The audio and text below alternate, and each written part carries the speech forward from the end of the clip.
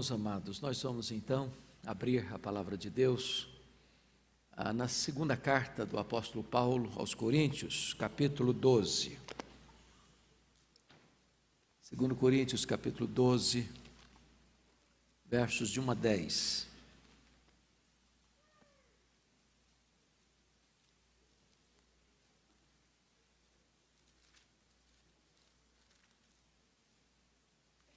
Segundo Coríntios 12, de 1 a 10.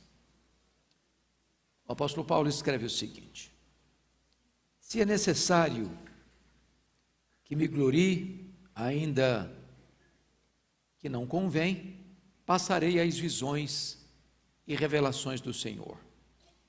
Conheço um homem em Cristo, que há 14 anos foi arrebatada até o terceiro céu, se no corpo ou fora do corpo, não sei, Deus o sabe. E sei que o tal homem, se no corpo ou fora do corpo, não sei, Deus o sabe, foi arrebatado ao paraíso e ouviu palavras inefáveis, as quais não é lícito ao homem referir. De tal coisa me gloriarei, não porém de mim mesmo, salvo nas minhas fraquezas. Pois se eu vier a gloriar-me, não serei nécio, porque direi a verdade. Mas abstenho-me para que ninguém se preocupe comigo mais do que em mim vê ou de mim ouve. E para que não me ensoberbecesse com a grandeza das revelações, foi-me posto um espinho na carne, mensageiro de Satanás, para esbofetear-me, a fim de que não me exalte. Por causa disto, 3 vezes pedi ao Senhor que o afastasse de mim. Então ele me disse: a minha graça te basta, porque o poder se aperfeiçoa na fraqueza. De boa vontade, pois, mais me gloriarei nas fraquezas, para que sobre mim repouse o poder de Cristo.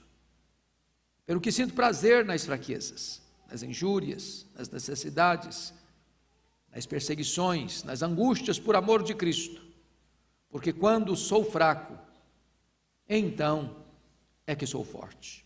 Amém. Eu quero pensar um pouco então com vocês sobre as glórias e os sofrimentos da vida cristã. Bom, vocês todos sabem que o apóstolo Paulo, na sua segunda viagem missionária, ficou 1 ano e 6 meses em Corinto, que era a capital da província da Acaia. Uma cidade que fica entre o mar Egeu e o mar Jônico, uma cidade que era uma espécie de encruzilhada do mundo, uma cidade extremamente promíscua na época, uma cidade de um comércio febril, e ali Paulo passou 18 meses plantando aquela igreja. De certa forma foi a igreja que mais deu trabalho para Paulo, e foi a igreja que mais Paulo amou. Naquela igreja Paulo chegou a ser chamado de impostor. Quando ele saiu e foi para Éfeso, falsos apóstolos rondaram aquela igreja e começaram a espalhar naquela igreja que Paulo não era um apóstolo legítimo, que Paulo não era um apóstolo confiável, que Paulo não tinha tido as experiências arrebatadoras como credenciais para o seu ministério. Eles queriam, de certa forma, falsear o ministério de Paulo, lançando sombras sobre o ministério dele, para desta forma enredar aquela igreja em quem Paulo tinha tanto investido. E Paulo então precisa escrever esta carta, a segunda carta, nós temos aqui, para fazer uma defesa do seu apostolado. De todas as cartas que Paulo escreveu, esta é a carta mais pessoal.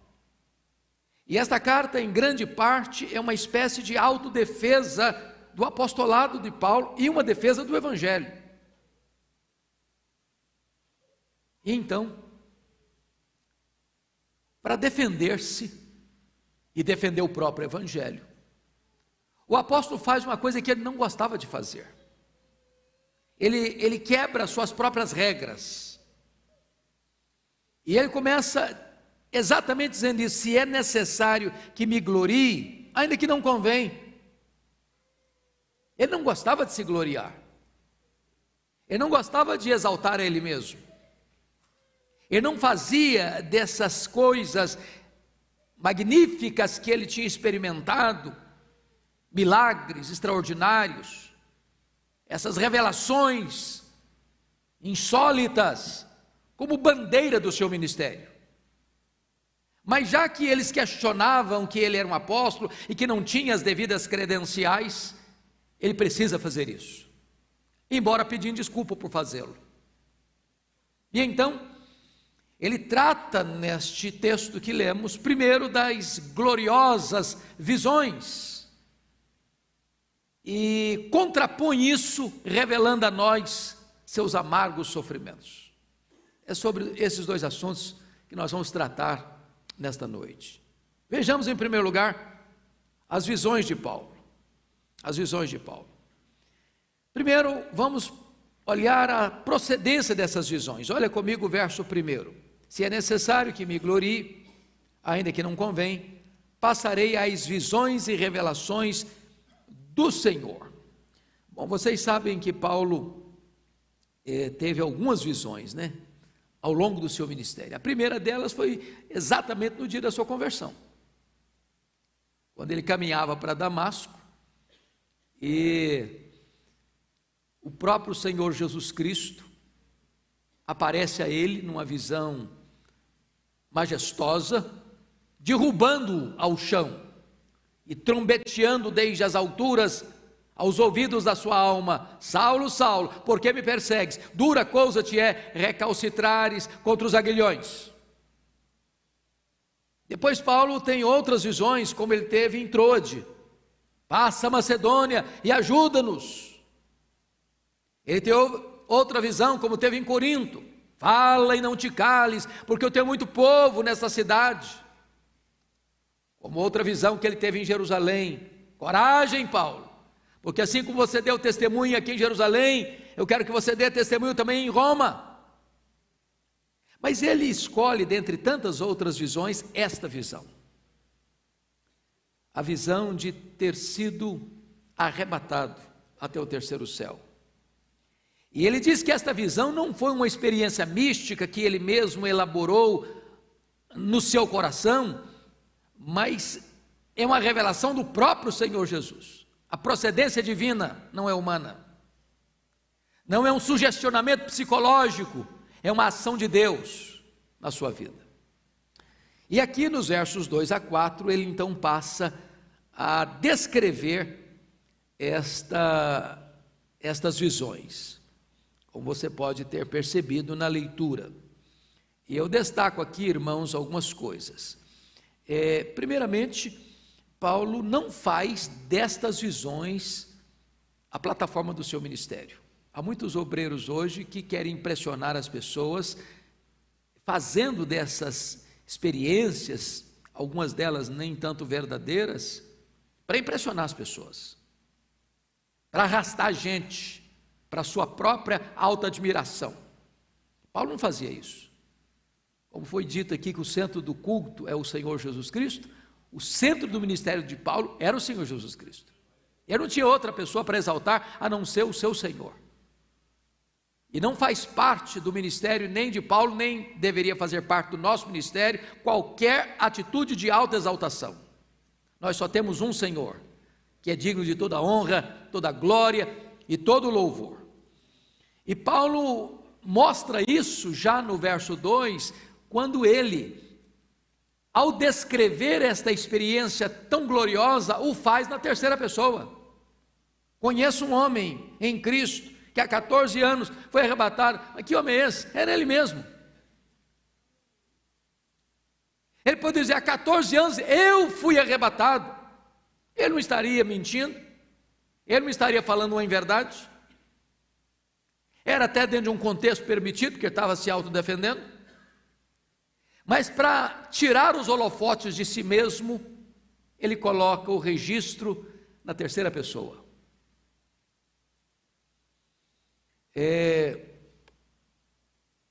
A visão é uma coisa tão gloriosa que ele nem pode saber exatamente se ele estava no corpo ou fora do corpo. O certo é que ele teve esta visão magnífica.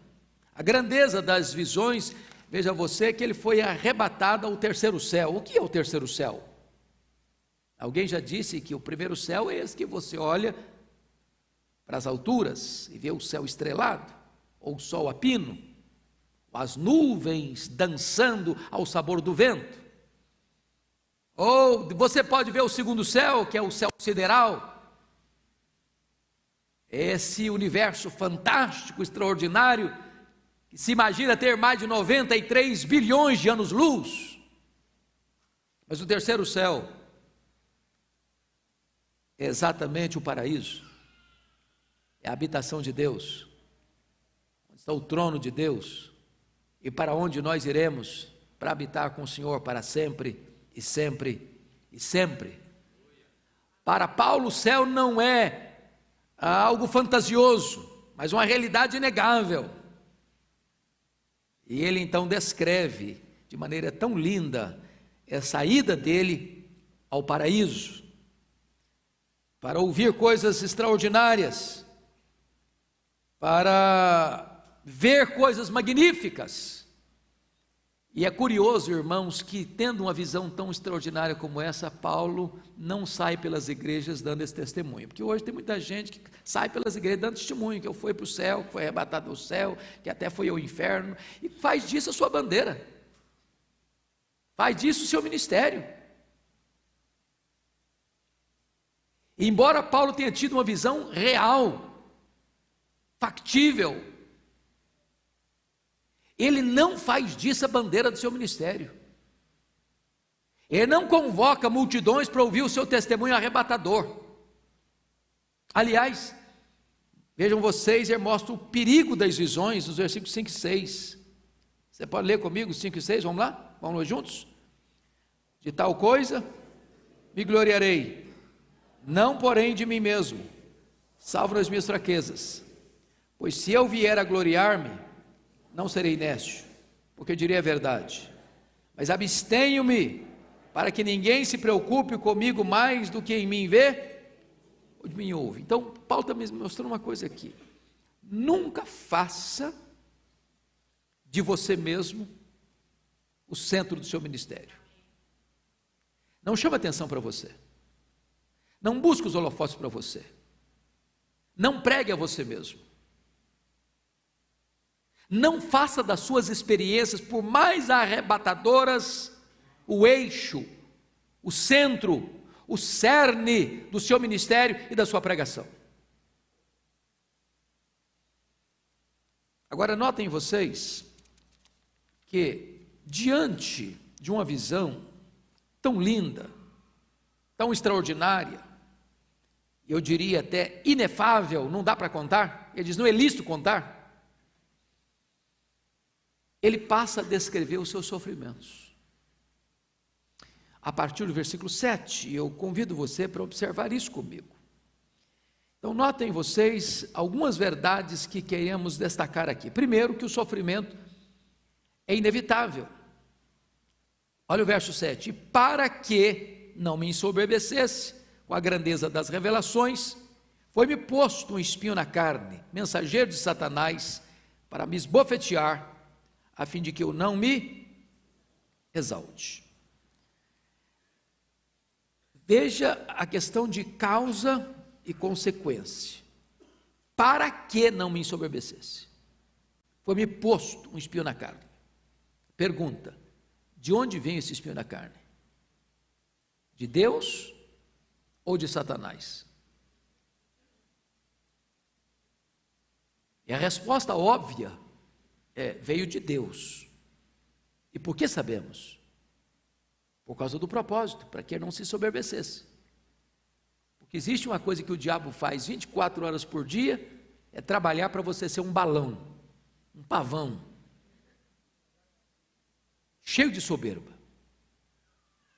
Agora notem vocês, que fala de um espinho na carne. A palavra espinho no grego é uma seta aguda, é uma lasca de lenha que enfia na sua carne, é algo doloroso. E provavelmente Paulo esteja se referindo aqui exatamente ao que ele se refere em Gálatas 4, 14 a 18, quando diz que ele pregou o evangelho pela primeira vez na Galácia por causa de uma enfermidade física. Não consta a Bíblia que Paulo tenha saído doente de Antioquia da Síria, quando saiu para a primeira viagem missionária, mas consta que ele chega no primeiro destino da viagem missionária, na Galácia do Sul, nas montanhas do Cáucaso, Antioquia da Pisídia, Icônio, Derbe e Listra, doente. Então, muito provavelmente, contrai essa enfermidade no trajeto. Os historiadores querem dizer que isso aconteceu em perto da Panfilha, onde o jovem João Marcos retornou para Jerusalém. Uma região pantanosa, alagadiça, com forte incidência de malária, e muito provavelmente Paulo pega uma malária aqui, que lhe dava uma dor de cabeça alucinante, afetando inclusive a visão. É óbvio, irmãos, que não há um consenso entre os estudiosos da Bíblia sobre o que vem a ser de fato esse espinho na carne de Paulo. Por exemplo, João Calvino pensou que o espinho na carne de Paulo eram as suas perturbações espirituais, as tentações que o afligiam, as limitações da sua natureza humana corrompida. Por exemplo, Lutero pensou que o espinho na carne de Paulo eram as suas perseguições e a oposição que ele enfrentava na pregação do Evangelho.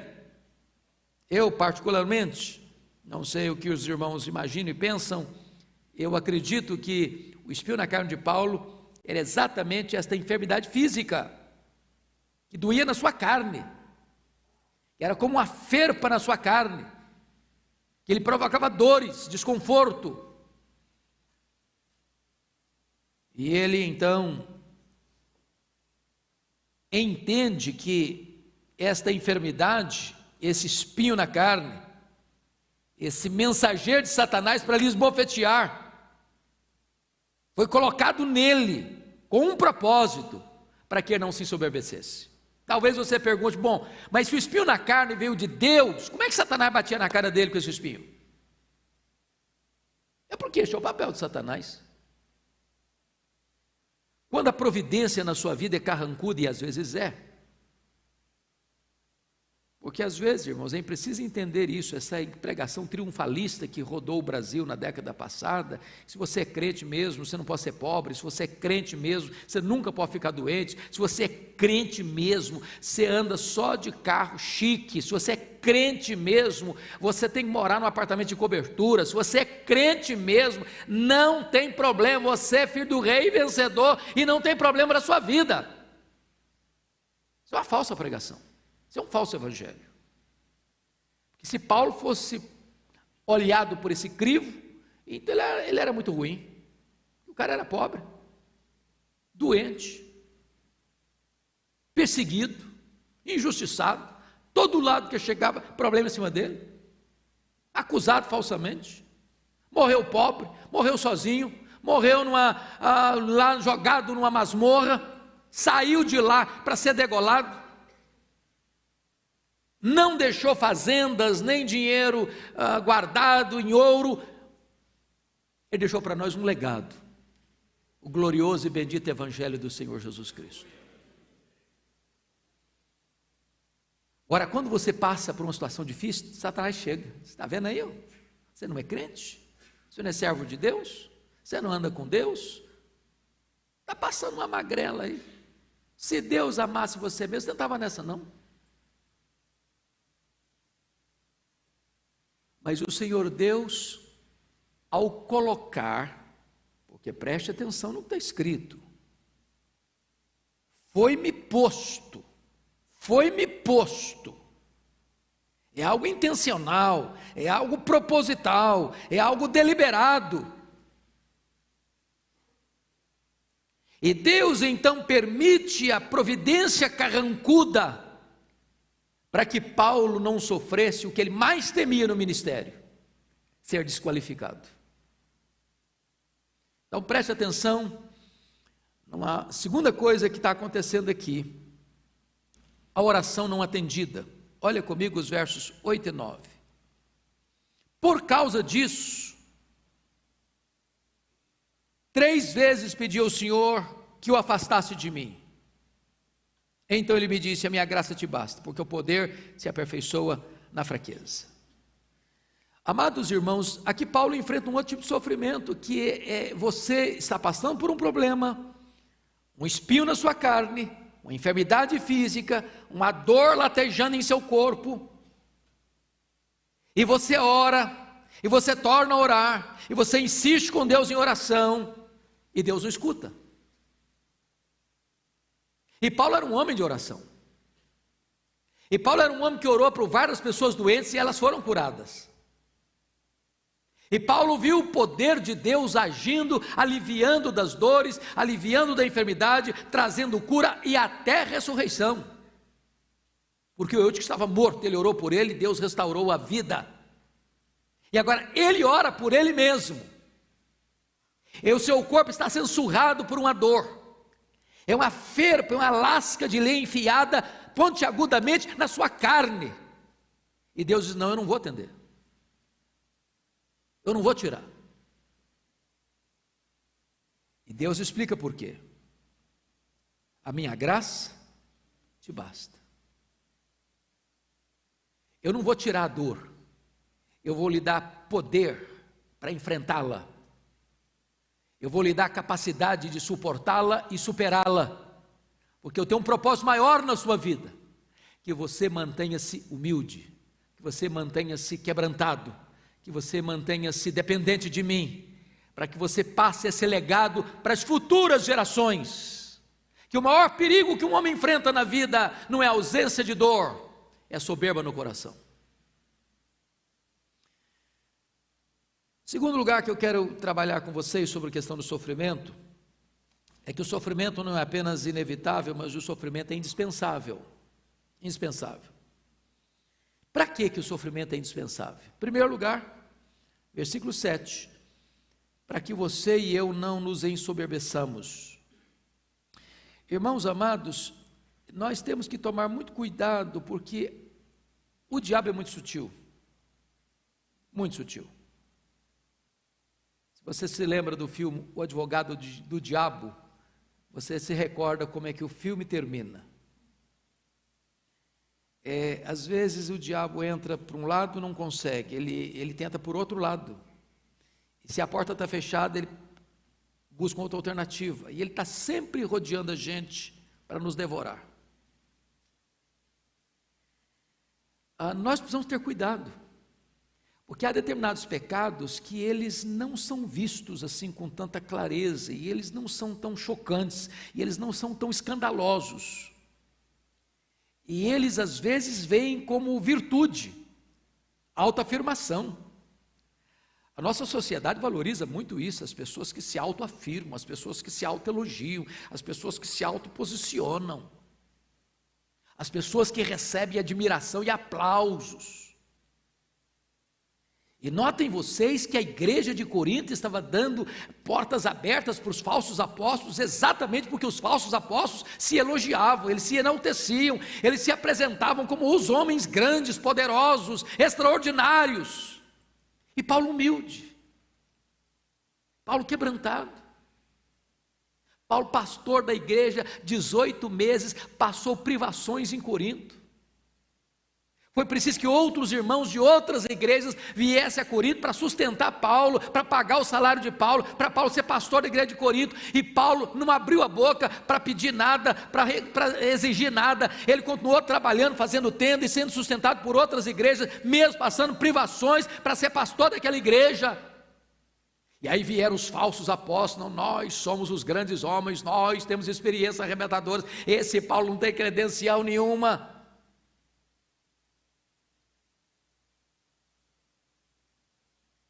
E Deus manteve o espinho na carne de Paulo, diz: meu filho, eu vou manter esse espinho, e vou lhe dar graça, vou lhe dar graça, porque você é grande, não é quando você se enaltece, você é grande é quando você depende da graça, você é grande quando você é humilde, você é grande quando você entende que tudo vem da minha parte para sustentar você. Então, irmãos amados, o sofrimento ele é necessário para gerar essa dependência de Deus. Versículo 8 deixa isso claro: por causa disso 3 vezes pedi ao Senhor que o afastasse de mim. Deixa eu dizer algo aqui que todos vocês têm plena ciência. Quando você está bem, bem de saúde, bem financeiramente, bem com a família, bem com os amigos, bem na vida, tudo um mar de rosas, a tendência nossa é nos acomodarmos. O sofrimento tem em si o poder de botar você de joelhos. Não é que Deus é sádico, não é que Deus gosta de ver a gente sofrer. É que quando chega o sofrimento, você sabe quão vulnerável você é, quão pequeno você é, quão limitado você é, quão dependente de Deus você é. Você está doente, ok. Que adianta você ter dinheiro? Você poderia ter dinheiro para ir no melhor hospital do mundo. Mas o melhor hospital do mundo não pode curar a sua enfermidade. E aí você pode estar nadando em ouro, que não adianta. Você tem que ser humilde, você tem que ser quebrantado. Então Deus permite o sofrimento para que você entenda a sua completa e total dependência de Deus. Ainda mais, por que Deus permite o sofrimento? Versículo 9, confira comigo. Para mostrar a suficiência da graça de Deus. Então ele diz, a minha graça te basta. Irmãos amados, como isso é precioso. Como isso é precioso. A maior necessidade nossa não é de saúde. A maior necessidade nossa é da graça de Deus. Há um ditado popular no Brasil, tendo saúde o resto a gente leva eito, leva peito. O negócio é ter saúde. Ter saúde é uma benção, não é não? Claro que é uma benção. Devemos cuidar da nossa saúde. Devemos velar pela nossa saúde. Mas a maior necessidade nossa é da graça de Deus. É a graça de Deus que nos basta. Paulo entendeu isso. Paulo compreendeu que a graça de Deus é melhor do que a vida. Louvado seja o Senhor. Mas em quarto lugar, irmãos, o sofrimento é necessário para trazer fortalecimento do poder. Olha o que ele diz aí: a minha graça te basta porque o poder se aperfeiçoa na fraqueza. É na fraqueza.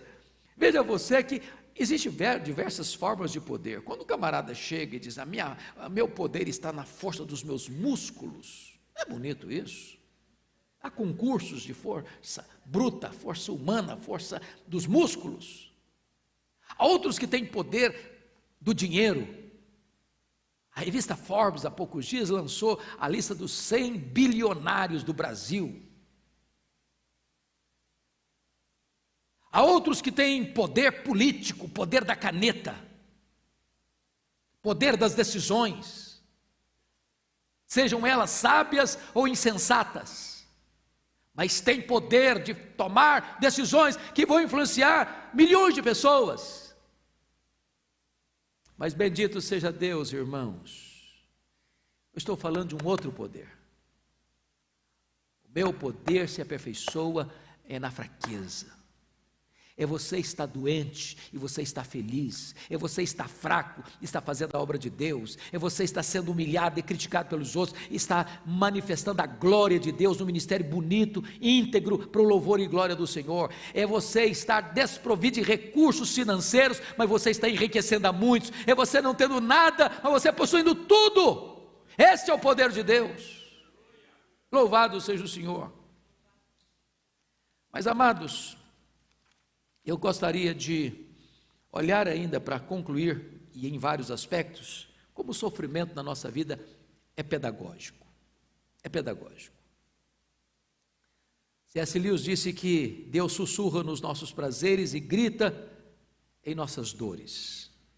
A vida, disse alguém, ela chega a ser até engraçada, porque primeiro a vida dá a prova, para depois ensinar a lição.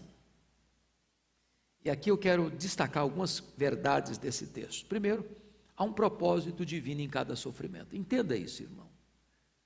Deus não é sádico. Deus não quer ver você sofrer sem propósito. Os puritanos diziam com muita eloquência, Deus não desperdiça sofrimento na vida de seus filhos.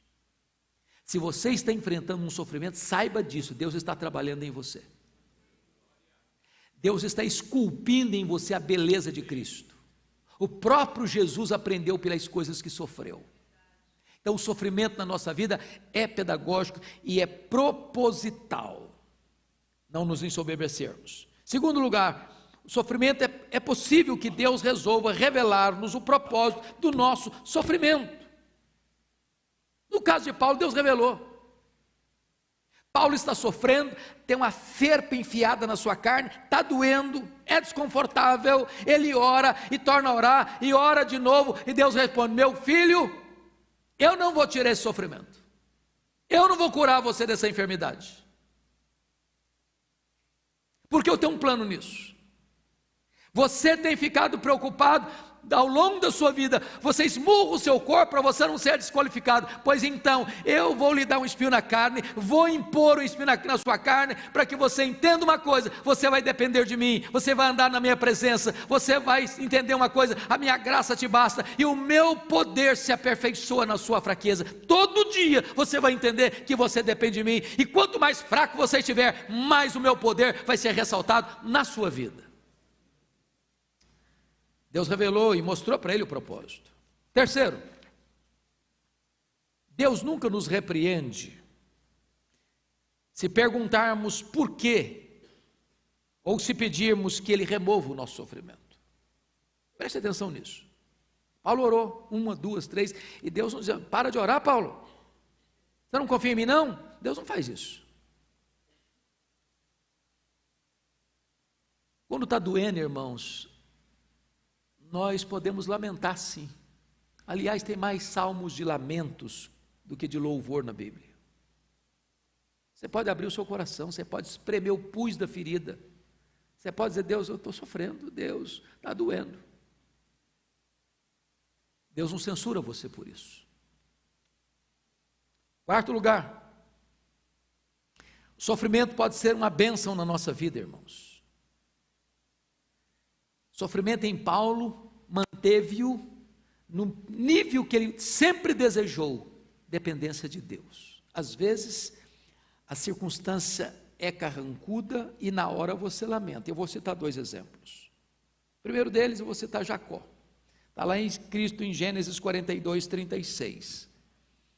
Jacó fez o seguinte lamento: tendes-me privado de filhos, José já não existe, Simeão não está aqui, e levar a Benjamim, todas essas coisas me sobrevêm. O contexto aqui é que os seus filhos já tinham ido ao Egito para comprar pão.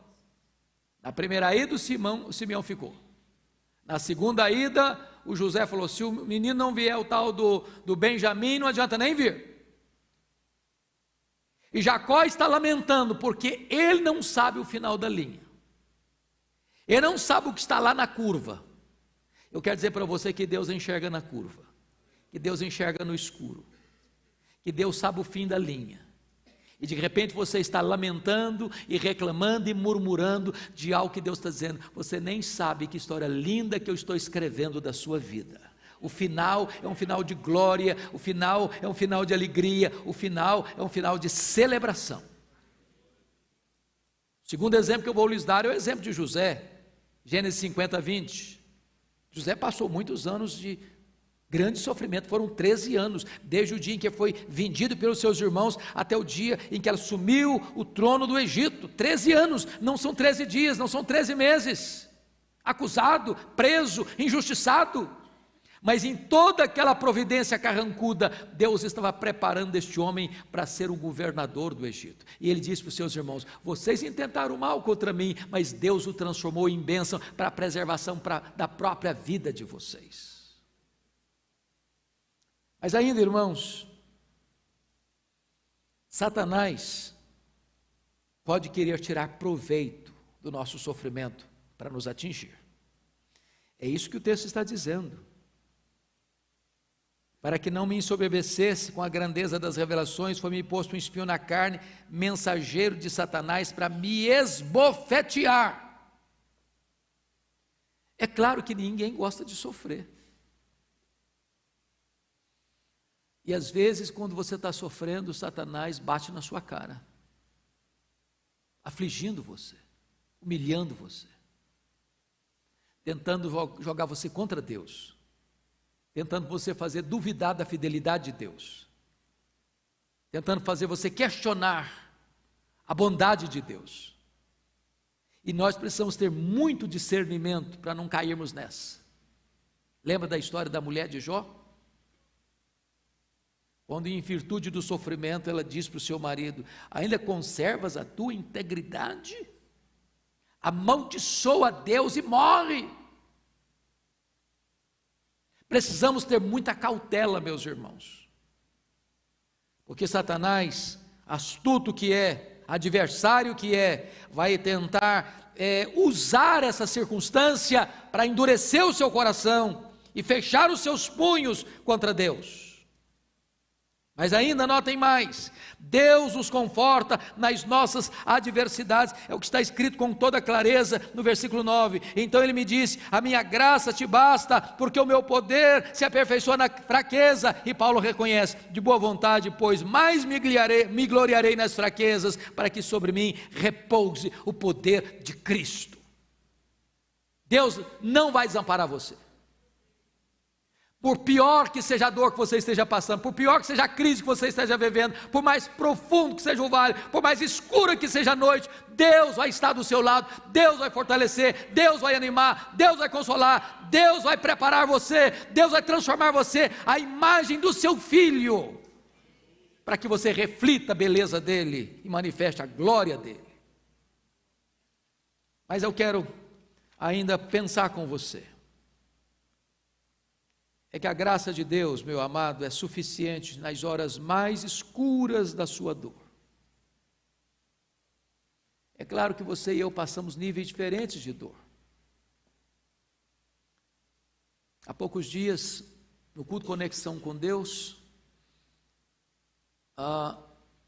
apareceram 3 pessoas para falar comigo, aqui no gabinete do pastor Arival. E eu confesso a vocês que eu voltei para casa com o coração muito quebrantado depois daquela conversa. Vieram para agradecer, pastor Arival, para agradecer. As mensagens que esta igreja deixa no canal do YouTube. Ela diz: pastor, tem sido o nosso alimento. Eu falei: conta para mim um pouquinho da história. Aquela mãe, viúva, escuta a campainha tocar, 11h30 da noite. Ela pensou que fosse um vizinho. Ao abrir a porta, 2 homens entram armados e matam o seu filho, de 21 anos, na sua presença. Ela tinha 2 filhos, esse filho, uma menina. A menina contraiu um câncer, está em um tratamento de um câncer agressivo. E eu fiquei pensando: meu Deus, o que é que uma pessoa numa situação dessa tem para agradecer? E ela nos contando que no meio desse mar de dor, ela encontrou as mensagens desta igreja. E que ela encontra um refúgio de paz, de experiência da bondade, da graça e do poder de Deus no seu coração e na sua vida. Não pensem vocês que eu encontrei 3, a mãe, a avó estava junto. Eu encontrei pessoas de cara triste, de coração amargo, de perguntas, de questionamento. Não, eu encontrei 3 mulheres com um sorriso no rosto e com gratidão. O poder de Deus se aperfeiçoa na fraqueza. Não há situação, por mais dolorosa que você esteja vivendo, que a graça de Deus não seja suficiente para assistir você. Por mais profunda que seja a sua dor, a graça de Deus é mais profunda ainda. Que Deus maravilhoso nós temos, que nos assiste. E o que eu quero dizer para você, para concluir, é que por mais dura que seja esta dor, mais profundo que seja esse sofrimento, na perspectiva da eternidade, das glórias que nos esperam, esse sofrimento é uma leve e momentânea tribulação. É que o sofrimento que você e eu enfrentamos hoje não pode ser comparado com as glórias por vir a serem reveladas em nós. Só mais um pouquinho, só mais um pouquinho, e nós estaremos com Ele, e Ele vai enxugar dos nossos olhos toda lágrima. Não haverá mais pranto, não haverá mais dor, não haverá mais luto, porque as primeiras coisas terão passado. Nós habitaremos com Ele para sempre, e sempre, sempre, onde uma alegria indizível e cheia de glória inundará a nossa alma, e nós reinaremos com Ele para todo sempre. Vamos ficar em pé, vamos orar ao Senhor.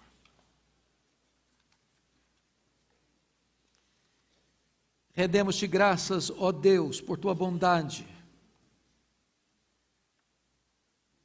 porque sabemos que enquanto caminhamos do berço à sepultura, enfrentaremos vales. Às vezes a dor, como um chicote, nos açoitará. Às vezes a enfermidade latejará em nosso corpo, e uma estaca pontiaguda se enfiará em nossa carne. Às vezes, Senhor,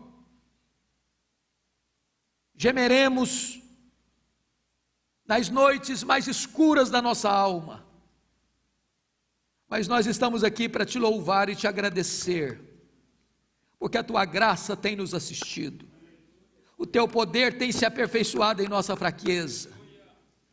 Jamais tu desamparas aqueles que esperam em ti. Nós te adoramos porque quando o homem não tem mais condições e nenhuma força para caminhar, tu vens a nós com o teu poder, tu nos colocas de pé, tu nos consolas, tu nos amparas, tu nos fortaleces, tu nos toma pela mão direita, tu nos guias com o teu conselho eterno, até nos receberes na glória. Louvado seja o teu nome, pelo poder do teu Espírito, pelo poder da tua graça, pelo consolo que vem ao nosso coração. Meu Deus, tu que conheces cada pessoa que entrou aqui hoje, tu que sabes como cada um está aqui hoje, consola o teu povo, anima o teu povo, refrigera a alma do teu povo. Bendito é o teu nome, porque tu és o nosso Deus. Em Cristo Jesus oramos. Amém.